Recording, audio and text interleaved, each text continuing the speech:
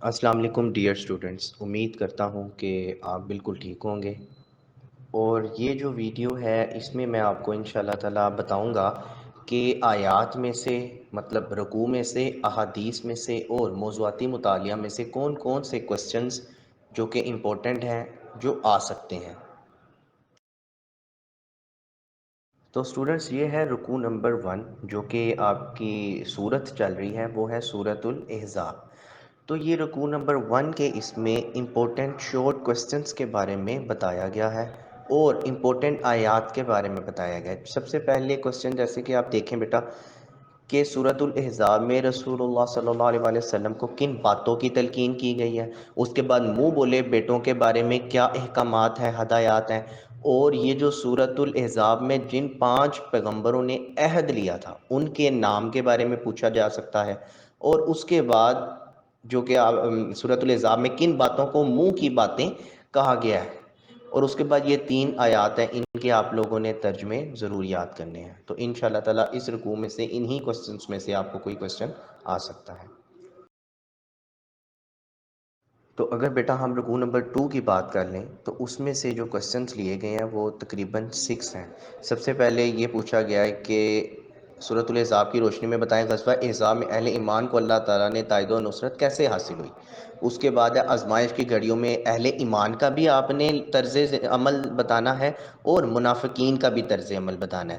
اس کے بعد جہاد میں جو رکاوٹ ڈالتے ہیں ان لوگوں کے بارے میں کیا فرمایا گیا ہے، المعوقین جن کو کہا جاتا ہے۔ اور اس کے بعد سورۃ الاحزاب میں اللہ تعالیٰ نے مسلمانوں کو کن 2 طریقوں سے مدد کی۔ اس کے بعد یہ کوسچن نمبر 6 ہے، یہ تو ایک آپ نے 5 میں مفہوم بتانا ہے اس کا، اور اس کوسچن نمبر 6 میں آپ نے بتانا ہے کہ سورۃ الاحزاب کے مطابق بتائیں کہ اگر لشکر آ جائیں تو منافقین کیا کہیں گے۔ تو یہاں جو سورۃ الاحزاب کے رکوع نمبر 2 سے جو کوسچنز لیے گئے ہیں وہ یہ ہیں۔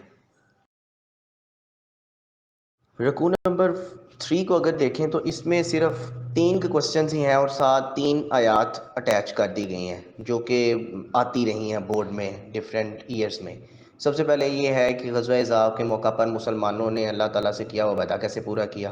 اس کے بعد یہ پوچھا جا سکتا ہے کہ غزوہ احزاب کے موقع پر یہودیوں کے جس قبیلے نے قریش مکہ کا ساتھ دیا ان کے ساتھ کیا سلوک کیا گیا۔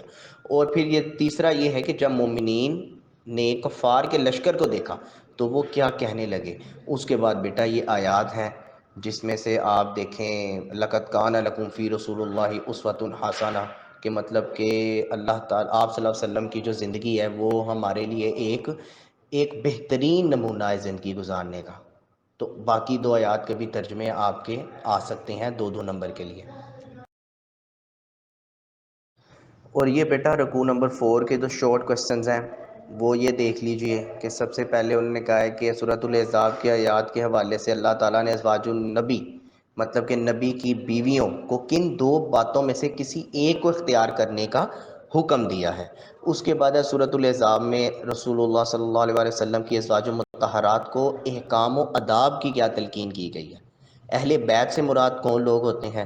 اور اس کے بعد یہ 3 آیات کہ پہلی جیسے میں آپ کو تھوڑا سا بتا دیتا ہوں، یا نساء النبی لستن کاحد من نساء کہ اے مومنین اے نبی کی بیویوں تم عام عورتوں کی طرح کسی بھی ایک عام عورت کی طرح نہیں ہو، وَقَرْنَ فِي بُيُوتِكُنَّ اپنے گھروں میں ٹھہری رہیں، ٹھیک ہے۔ اور باقی تیسرے کا ہے جو وہ ہے پردے سے ریلیونٹ کہ زمانہ جاہلیت کی طرح بناؤ سنگار نہ کیجیے۔ تو ان میں سے کوئی آیت 2 نمبر کے لیے یا کوئی سا بھی کوئی کوسچن 2 نمبر کے لیے آ سکتا ہے۔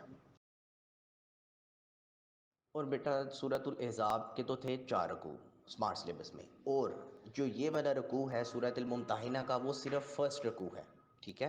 اور اس کے یہ شارٹ کوسچنز جو ہیں 7 وہ آپ کے سامنے ہیں، جس میں سورۃ الممتحنہ کی آیات کی روشنی میں اہل ایمان کا اسلامی دشمن کافروں کے ساتھ کیا رویہ ہونا چاہیے۔ اس کے بعد اسباب پوچھ لیے گئے ہیں۔ اس کے بعد بتایا گیا ہے کہ اہل کفر کی خصلت بتائی گئی ہے کہ وہ جب غلبہ پا لیتے ہیں مومنوں پر یا مسلمانوں پر تو ان کا کیا عمل کیا ہوتا ہے، وہ کیا کرتے ہیں۔ اس کے بعد حضرت ابراہیم علیہ السلام کے کس اسوہ کی پیروی کرنے کا حکم اللہ تعالیٰ نے سورۃ الممتحنہ میں دیا ہے۔ اس کے بعد یہ کس زمانے میں نازل ہوئی۔ اس کے بعد کفار کے ساتھ دوستی رکھنے سے کیوں منع کیا گیا؟ یہ وجوہات بتائی گئی ہیں سورۃ الممتحنہ میں، اور اس کے بعد ہے حضرت ابراہیم علیہ السلام نے اپنے رب سے کیا دعا فرمائی۔ تو بیٹا یہ آپ کے 7 شارٹ کوسچنز ہیں، اور اس بار سورۃ الممتحنہ جو ہے وہ بڑی امپورٹنٹ ہے، کیونکہ اس کا ایک ہی رکوع ہے، اور اوبویسلی ایک تو آیت وہ جو 4 نمبر کی آتی ہے وہ اسی میں سے آئے گی، اور ایک آئے گی سورۃ الاحزاب میں سے۔ تو اس بار 4 نمبر تو آپ کے اس آیت میں چھپے ہوئے ہیں، اور اس کے ساتھ شارٹ کوسچنز بھی ضرور 1 سے 2 اس میں سے آئیں گے۔ بچوں اگر احادیث کی بات کریں تو اسمارٹ سلیبس میں جیسے کہ آپ جانتے ہیں 5 احادیث بتائی گئی ہیں، جس میں حدیث نمبر 11 ہے، حدیث نمبر 13 ہے، حدیث نمبر 15 ہے، 17 ہے اینڈ 20th ہے۔ تو بیٹا یہ جو 11th حدیث ہے اس میں اگر ہم بات کریں، یہ امپورٹنس بتاتی ہے نماز کی۔ اس میں کلیئر کٹ بتا دیا گیا ہے نماز دین کا ستون ہے، مطلب یہ کہ نماز دین کی بیس ہے۔ اگر تو آپ اس کو قائم کریں گے، آپ نے دین کو قائم و دائم رکھا، اور اگر آپ نے نماز پڑھنا چھوڑ دی اگر، تو اس کا مطلب آپ کا دین بھی جو ہے آپ نے اپنے دین کو بھی ڈھا دیا، گرا دیا، ٹھیک ہے۔ اور اس میں سے اس کا ترجمہ بہت ضروری ہے، اس کے ساتھ آپ نے یہ 3 شارٹ کوسچنس دیے گئے ہیں، جس میں سے آپ نے اس کے ضرور یاد کرنے ہیں کہ آنسرز۔ دین میں اسلام کی اہمیت پوچھ لی گئی ہے، اور اس کے بعد بتایا گیا ہے وہ کون سا عمل ہے جو انسان اور اللہ کے درمیان تعلق و رابطے کا ذریعہ ہے۔ اس میں صرف ایک ہی آئے گا، نماز، اور الصلاۃ و ماد الدین کا ترجمہ لکھیں۔ تو یہ 3 شارٹ کوسچنز اور اس کا ترجمہ۔ اور بیٹا اگر ہم حدیث نمبر 13 کی بات کریں تو وہ اوبویسلی بتایا گیا ہے اس میں کہ اخلاقیات کیا چیزیں ہوتی ہیں۔ مطلب یہ کہ ہمیں پتہ ہونا چاہیے کہ اگر ہم جمعہ پڑھنے چلے گئے ہیں، اگر ہم تھوڑا لیٹ ہو گئے ہیں، تو ہم لوگوں کی گردنوں سے نہ پھیلا کر آگے جانا شروع کر دیں۔ ہم تحمل سے، ہمیں جہاں جگہ ملے ہم وہیں بیٹھ جائیں۔ اگر ہم ایسے کریں گے تو ہم ایک بڑی بد تہذیب لوگ کہلائیں گے، قوم کہلائیں گے۔ یہ تہذیب کے بھی خلاف ہے یہ بات۔ تو اس لیے حدیث میں فرما دیا گیا ہے جو شخص جمعہ کے دن لوگوں کی گردنوں پر سے پھلانگ کر گیا، گویا اس نے جہنم کی طرف پل بنا لیا۔ ہم اپنی طرف سے کہتے ہیں کہ ہم جا کے پہلی صف میں ہی کھڑے ہو جائیں۔ تو بیٹا جہاں جگہ ملے، آپ جمعے کے لیے گئے ہیں، گردنوں سے نہیں پھلانگنا۔ یہ چیز بہت غلط فرمائی گئی ہے، مطلب کہ سیدھا بتا دیا گیا ہے یہ آپ نے کیا کر رہے ہیں، آپ جہنم کی طرف اپنا راستہ آسان کر رہے ہیں، سمپل سی بات ہے۔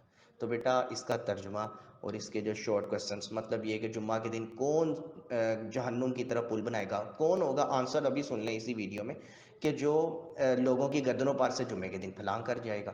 اور اس کے بعد دوسرا شارٹ کوسچن دیکھیں، جب جمعہ کا خطبہ ہو رہا ہو تو بعد میں آنے والے آداب مجلس کا خیال رکھیں۔ کیا خیال رکھنا ہے؟ یہی بیٹا کہ جہاں جگہ ملے وہیں بیٹھ جائیں، اور دوران خطبہ بولنا نہیں ہے، ٹھیک ہے۔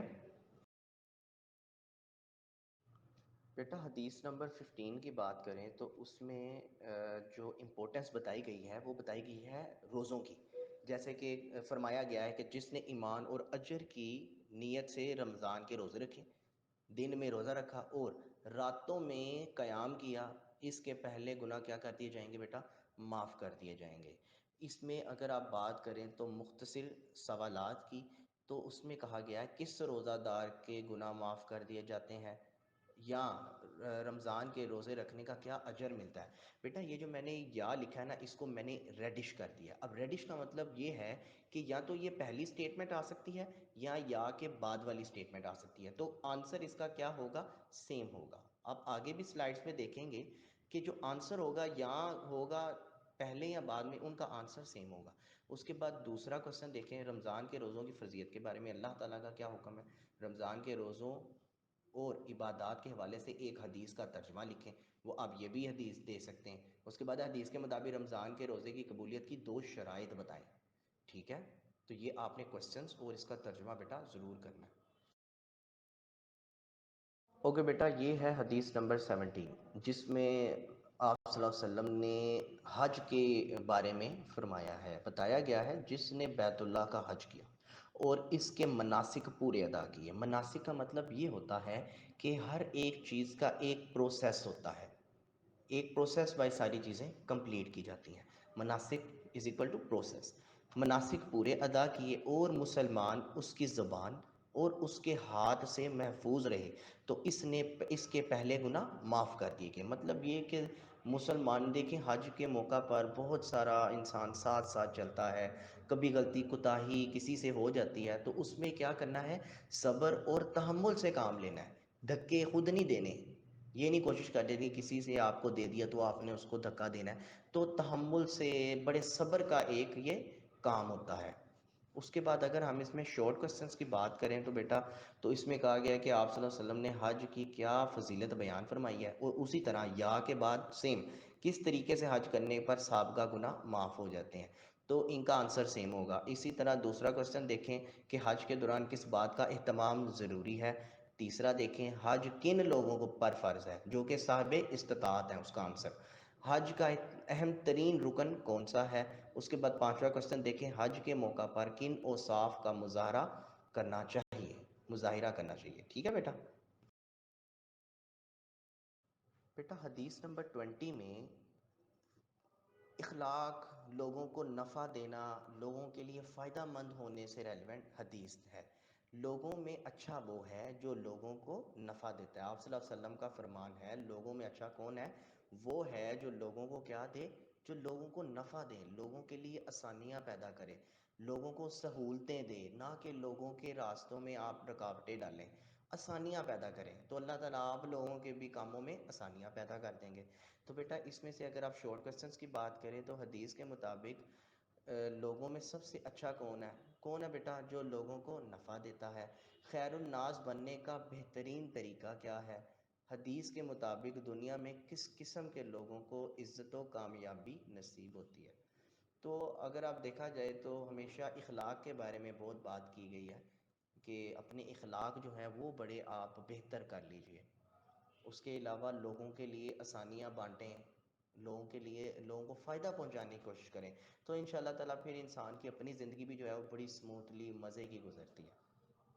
تو بیٹا یہ آپ نے ترجمے اور آپ نے شارٹ کوسچنس بہت اچھے سے کرنے ہیں یاد۔ یہ آخری حدیث ہے، مطلب کہ 5th حدیث تھی، تو آپ نے سب احادیث کے شارٹ کوسچنس اور ترجمے بہت اچھے سے یاد کرنے ہیں۔ تو بیٹا اب بات کر لیتے ہیں موضوعاتی مطالعہ کی۔ آپ کو پتہ ہے کہ اس میں آپ کے پاس 3 موضوعاتی مطالعہ ہیں۔ پہلا تو یہ آئلی زندگی کی اہمیت، اس میں سے ہم نے کچھ شارٹ کوسچنس نکالنے کی کوشش کی ہے، بنتے تو کافی سارے تھے بٹ ہم لوگوں نے 9 اس میں نکالنے ہیں۔ سب سے پہلے آئلی زندگی سے کیا مراد ہے، اس کے بعد ہے کہ اہم ستون کون کون سے ہیں، اللہ تعالیٰ کے نزدیک آئلی زندگی کا مقصد کیا ہے، اچھی عورتوں کی کیا صفات ہونی چاہیے، والدین کے حقوق بتائیں، والدین کے چند فرائض بتائیں۔ تو بیٹا اس جو ہے اس پارٹ میں پہلے تو پارٹ میں 1 to 6 تھا، اس میں 7 to 9 کوسچن ہے۔ مطلب 7th کوسچن کیا ہے، امپورٹنٹ کوسچن، قرآن نے رشتہ ازدواج کو کیا نام دیا ہے، اس کا معنی کیا ہے، بیوی کے کوئی سے 2 حقوق یا شوہر کے 2 فرائض، آنسر ایک ہی ہے۔ اسی طرح نکاح کے 2 فوائد تحریر کریں یا آئلی زندگی کے 2 فوائد تحریر کریں۔ آپ کو پتہ ہے آئلی زندگی میاں بیوی کی، ایک پورے خاندان کی، ماں باپ بچے بیٹیاں، ان کی جو مل جل کے خاندان جو بنتا ہے نا، ان میں جو انسان زندگی گزارا ہوتا ہے وہ ہوتی ہے آئلی زندگی، ٹھیک ہے۔ پورے خاندان میں جو مرد حضرات ہوتے ہیں انہوں نے اپنے بچوں کا، بیویوں کا، سب کا خرچہ اٹھانا ہوتا ہے، ساری ضروریات کو پورا کرنا ہوتا ہے۔ اس کے بعد ہم موضوعاتی مطالعہ نمبر 2 کی بات کر لیتے ہیں جو کہ ہے ہجرت اور جہاد۔ تو بیٹا سب سے پہلے اس میں 2 ٹاپکس ہیں، آپ سمجھ میں آ رہی ہے آپ کو بھی کہ ہجرت ہے اور جہاد ہے۔